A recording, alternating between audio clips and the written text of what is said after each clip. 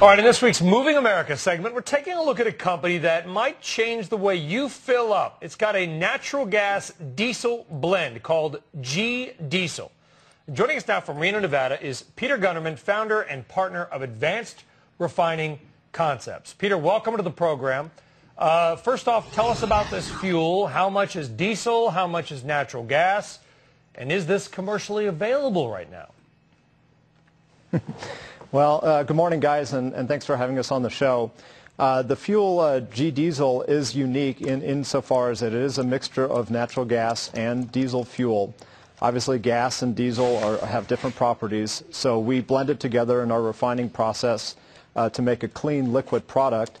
The fuel is available today, and it's being sold in pretty significant quantities here in the northern Nevada transportation market. What's the point of using it, Peter? Is it cheaper? Would it make diesel cheaper? Would it just expand our diesel supplies? Right. Well, there are three basic benefits to the GDiesel fuel. The first and probably most important is with the addition of clean natural gas, the emissions are cleaner and also the operating is superior to traditional diesel fuel. The second, because natural gas is obviously priced a lot lower than diesel, combined with our inexpensive production processes, we can actually deliver this product to the customer at a price comparable to diesel fuel and without government subsidies.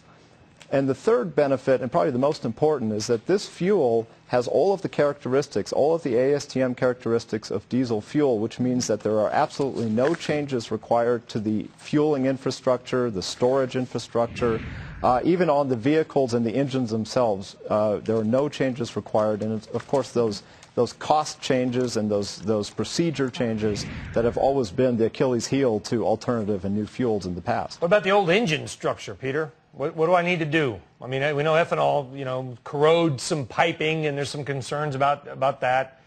What about your fuel? Right.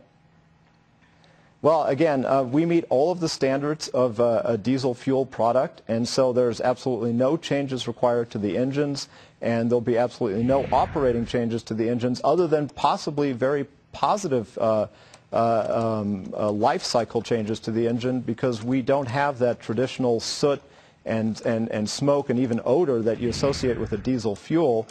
Through that, we can keep the soot out of the engine oil and probably elongate the life of the engines. Peter, did you patent the process, and would that get in the way of mass adoption of this fuel? Well, we have patented the process several years ago, and of course we're still waiting for some office actions from the U.S. Patent Office. But in the interim, as I mentioned, we're already selling the fuel now, albeit in limited quantities, about 1,000 gallons a day here in the northern Nevada market to people like construction companies and transport companies. But we are also in the process of completing our first refinery that should be done and up and running next month. That'll be producing about 100,000 gallons per day in phase one, and ultimately up to 300,000 gallons per day. And then where do you go from here then, Peter? I know you're trying to get traction. You're fighting the good fight. It's mostly your own money now, but this is a very expensive game you're in. So do you go public? Do you sell? How do you get the capital to expand? Yeah, I mean, actually, one of the interesting things is that we've completely self-financed this company since day one, and that's actually sped the implementation of this technology. I mean, it's only been 3 years from development to commercial sales. Where we're going from here, that's going to be a little bit up to the market. So far, we've got overwhelmingly positive response from our product, from our users.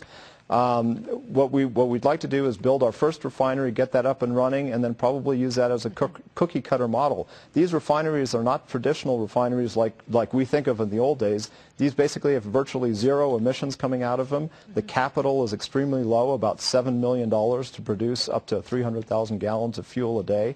And so it sounds kind of strange, but we might get into a scene where we could think about franchising refineries. Peter Gunnerman, keep us up to date on your progress. We'd love to hear about entrepreneurs fighting the good fight out there against some pretty big players. Peter Gunnerman.